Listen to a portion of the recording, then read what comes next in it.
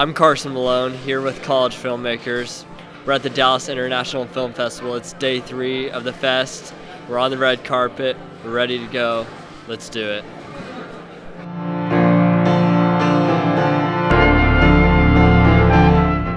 Hi, I'm here with Greg Schroeder, Josh David Jordan, and Julian Jordan of This World Won't Break. How are you guys doing tonight? Oh, great. It's so good to see you again. Yeah, right. Yeah. So, we're interested. What inspired this film, sir? The film was inspired by what I was going through at the age of 40. I woke up and I was an actor and I hadn't really made it yet. And I was like, what do I do now? This is probably PG, so what do I do now? And it wasn't really like written for me. And then I was talking to Greg one day and I realized it was more of a modern day musical piece. It's a more cinematic musical thing. And so we follow a singer-songwriter instead of an actor. Very cool, very cool. And what advice would you give to college filmmakers out there who want to get out there? I think with college filmmakers, I would go to school. I know there's a lot of like no film school out there, which if that's your choice, don't go to film school, whatever. But I think if you do go to film school, you meet a lot of people who you can connect with, who will do things for free.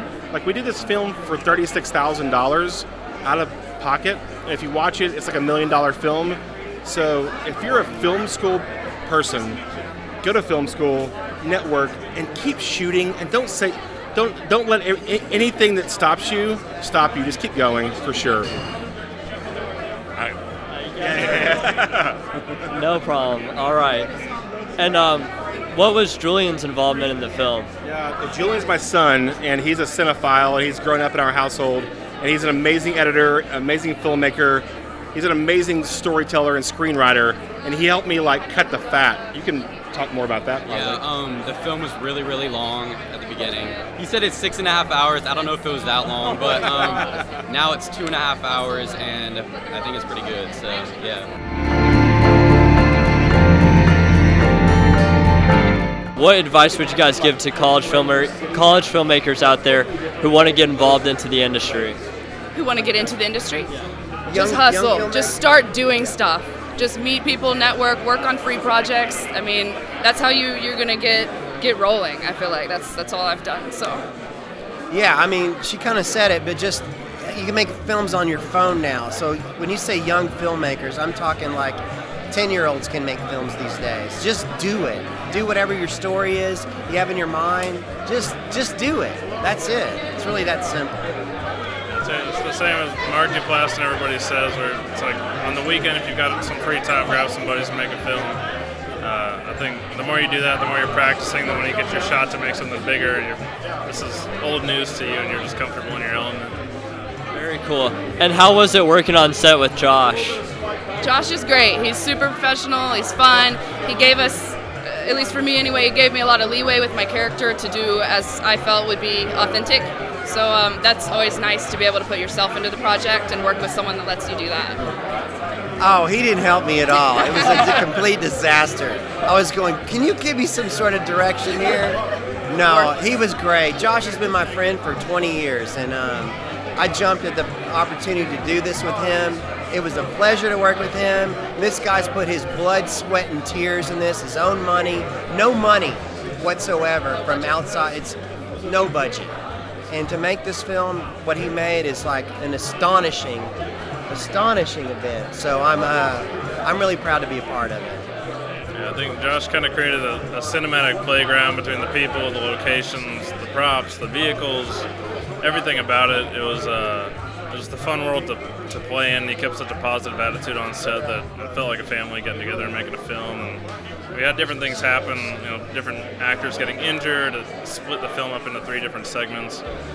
So every time we came back together, it felt like summer camp coming back together to shoot a film. So it was something that's pretty rare, and I don't think it will get to happen again for us.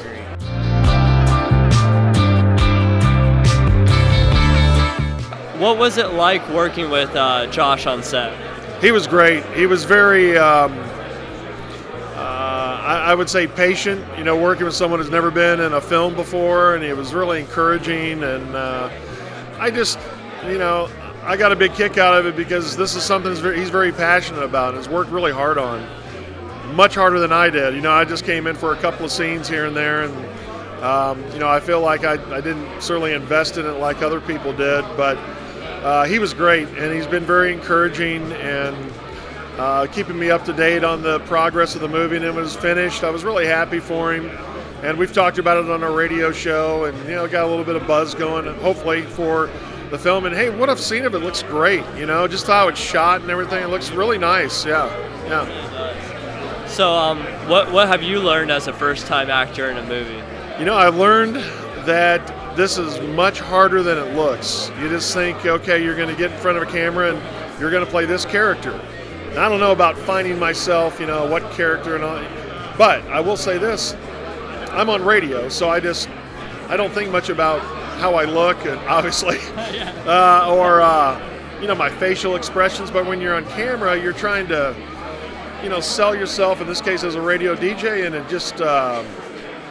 You just start thinking about, should I be smiling? Should I be, should I have a cross-eyed look? Or, I was very self-conscious of what you were projecting facially and things like that, which I never really thought about before, but it really makes the shot, obviously. And I told Josh we probably should have done it over again after seeing myself. I was like, oh gosh. But I think the radio part of it, I think I pulled off. The actual look, I don't know. We'll see. But it was very nice to include me in the movie, and hopefully I gave him a little bit of realism of what a radio announcer may sound like, who spins country music.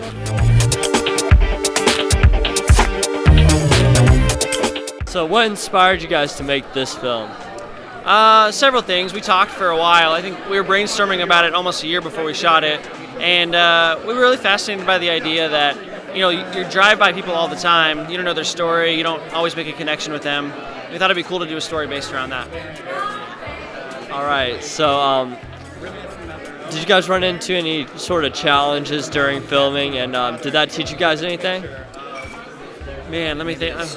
Constantly, yeah. You want to talk about that one? Yeah. So one of the things that we did was we blocked a street downtown for 4 hours? Actually, longer. Yeah, almost all day. Yeah. Okay. Yeah. So we had a street blocked off for a limited amount of time, and we did a. Can we reveal that? What it's yeah, for? Go for it, yeah. Okay. It's a car chase scene of a remote control car chasing after this girl. And so to do that, we had to do a lot of planning on the front end to make sure that we got all the shots that we needed with the limited time that we had. So that was definitely a challenge in the front end, as well as making sure we get everything for those shots. Yeah. Very neat. So one last question. If you guys have any sort of advice, what would you say to college filmmakers out there who want to get into the industry? Best advice I've gotten, I tell every college filmmaker, is just keep making stuff. In college, I kind of started making stuff, and I wish I'd always started sooner.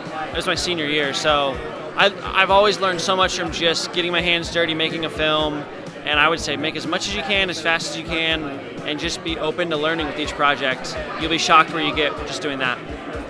I'd say the same as Brian. The only thing I would add is since we have the internet now, and since college students have all these resources, including technical gear that they can rent or buy on the cheap, to just not think about, you have to move to Hollywood or New York or whatever to actually make good stuff, but using the resources that you have and actually just making as much as you can and learning as much as you can. And it doesn't depend on where you're at, but maybe your community around you. So I have one other thing. We always talk about it all the time, but to all students wanting to make films, I would say prioritize doing a good story over the technology. Don't get distracted by what camera you have. Focus on what's going to make a good story, and that's going to make a good film.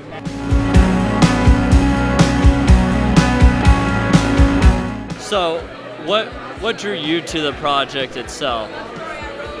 For me, my producing partner is Justin Chon. He's the writer and director of the film. We did Gook a couple years ago. We were fortunate to play at Dallas Film Festival 2 years ago. For us, it was, we wanted to keep tackling Asian American stories, and this one in particular was emphasizing, the brother-sister aspect of it. Yeah. For me, I have a little sister. Justin has a little sister, so that was kind of a topic that we wanted to explore, just how strong and dynamic sibling bonds are, but how how difficult that relationship can be. So that was kind of the genesis of this project when we first started out a couple years ago. So Very cool, very cool. And the film's kind of about repairing family bonds. What do you think it speaks towards that subject? yeah, so it's about two estranged siblings that reconnect during the last days of their father's life, and it's kind of delving into how both of these individual characters are dealing with so much without feeling like they have an outlet. But what we're trying to say is like, no, you're not alone. Like, yes, maybe you're not too close to your family members. Maybe even if you're only child, like having people that you can always reach out to. That's kind of one of the messages of the film. So it's them kind of reconnecting during this hard, difficult period of their life. So very cool. And what advice would you give to college filmmakers looking to get into the industry and make films? Man, just go do it. I would say, like, I moved to LA about 5 years ago from Dallas, actually. Wow. Grew up in Plano, so yeah. And I did the whole studio system, work like assistant at a production company, kind of working my way up. But a lot of film, a lot of productions, a lot of things get delayed. There are a lot of these excuses for not making movies, for not actually going out and making projects, and that's why filmmakers are in this industry. So like when I met Justin a few years back, our mindset was, we're gonna make these movies for whatever budget that we have. We're just gonna go out and do it, and don't be afraid. Just go out and do it. If you fail, you fail. It happens, and then move on and do the next one. So just go out and do it. Have the support of your friends and family, and make sure to thank them, because these films wouldn't be possible without my friends supporting, investing, without my family here too. So yeah.